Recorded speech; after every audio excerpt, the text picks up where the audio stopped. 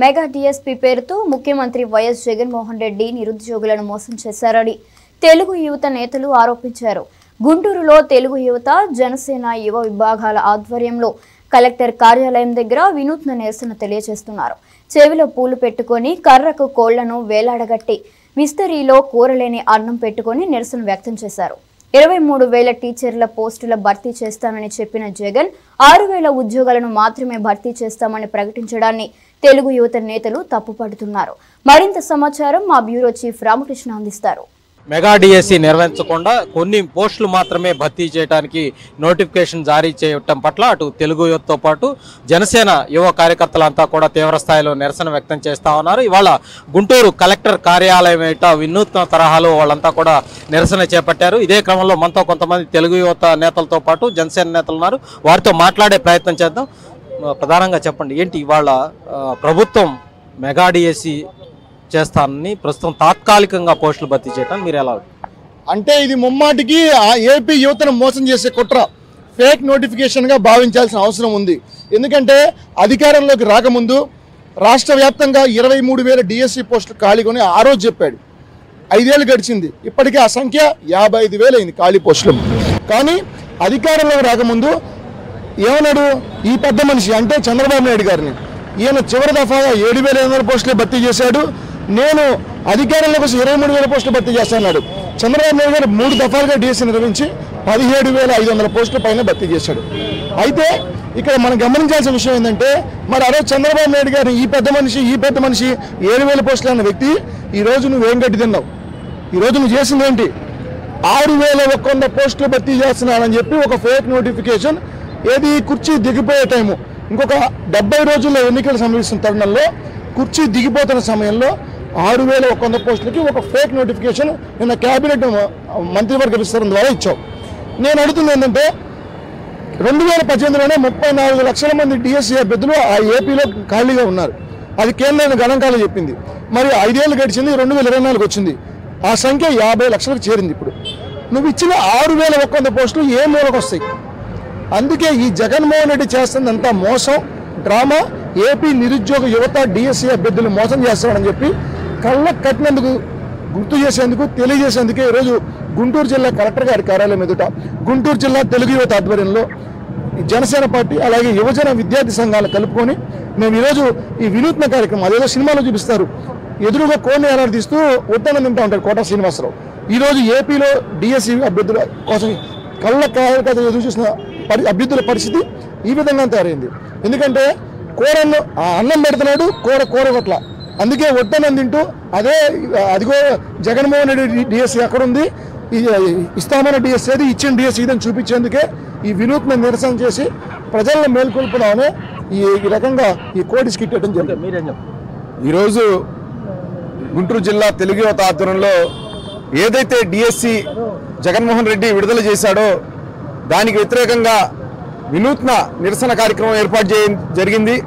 ముఖ్యంగా ఇందులో ఉద్దేశం ఏంటంటే, జగన్మోహన్ రెడ్డి ప్రతిపక్ష హోదాలో ఉన్నప్పుడు మరి ఆనాడు ఈ రాష్ట్రంలో అత్యధిక నిరుద్యోగులుగా ఉన్నటువంటి బీసీ, ఎస్సీ, ఎస్టీ మైనార్టీలను టార్గెట్ చేస్తూ అబద్ధాలు చెప్తూ ఫేక్ హామీలు ఇస్తూ ఇతను ముఖ్యమంత్రి అయిన తర్వాత కూడా ఒక ఫేక్ ముఖ్యమంత్రిలానే వ్యవహరిస్తున్నాడు.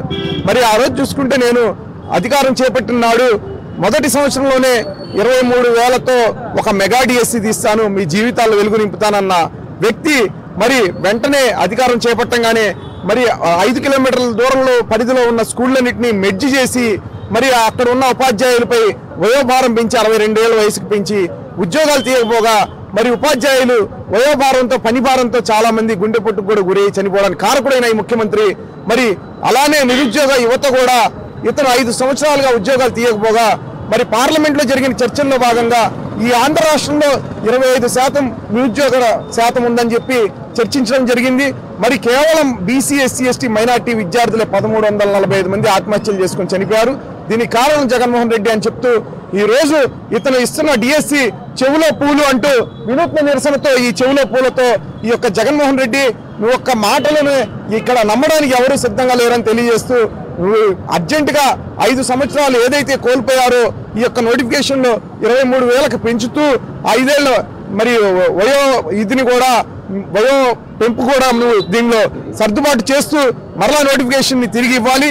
అర్జెంటుగా నువ్వు కనుక ఈ పని చేయకపోతే ఈ యొక్క ఎవరైతే నిరుద్యోగులు ఉన్నారో బీసీ, ఎస్సీ, ఎస్టీ, మైనార్టీలు ఖచ్చితంగా నిన్ను గద్దె దింపే విధంగా ఓటేస్తారని చెప్పి హెచ్చరిస్తూ తెలుగు యువత ఆధ్వర్యంలో నువ్వు ఈ యొక్క నిర్ణయాన్ని తీసుకోకపోతే మేము తిరగబడటానికి సిద్ధంగా ఉన్నామని చెప్పి తెలియజేస్తాం. ఆంధ్రప్రదేశ్ రాష్ట్ర ప్రజల్ని ఇంత దారుణంగా మోసం చేసినటువంటి, దగా చేసినటువంటి ముఖ్యమంత్రి చరిత్ర లేడు ఉమ్మడి ఆంధ్రప్రదేశ్లో కానీ నవ్యాంధ్రప్రదేశ్లో కానీ. ముఖ్యంగా ఎన్నికలకి ముందు మాట తప్పను మడమ తిప్పను అని చెప్పేటి ఒక స్లోగన్తో ప్రజల్ని నమ్మించి మోసం చేసేటువంటి చరిత్ర జగన్మోహన్ రెడ్డి. ఎన్నికలకు ముందు ఒక మాట అన్నారు, ఎప్పుడు ఒక మాట అనేవాడు మీ ప్రతి సభలో. ఎవరైతే ఎన్నికలు 6 నెలల ముందు కనుక ఏదైనా శంకుస్థాపన చేసినా, కొబ్బరికాయ కొట్టినా కూడా అది నిజంగా చేసినట్టు కాదు, అది కేవలం మోసం చేసినట్టు వరకు అని చెప్పి చెప్పినటువంటి ముఖ్యమంత్రి మరి ఈ రోజున ఒక 10-15 రోజుల్లో ఎన్నికల నోటిఫికేషన్ రానున్న సమయంలో 6,100 డిఎస్సి నోటిఫికేషన్ వద్దంటే ఇది కేవలం ఫేక్, నిరుద్యోగులు మోసం చేసే కింద వస్తుంది. మాట్లాడితే నా ఎస్సీలు, నా బీసీలు, నా మైనార్టీలు అంటారు కదా.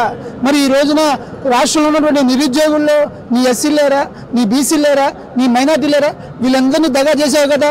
ఇటువంటి పరిస్థితుల్లో ఎన్నికల సమయంలో ఒక పెద్ద హామీ ఇచ్చారు ఈ రాష్ట్ర ఉద్యోగస్తులకి, వచ్చిన వారంలోనే సిపిఎస్ రద్దు చేస్తామని చెప్పి.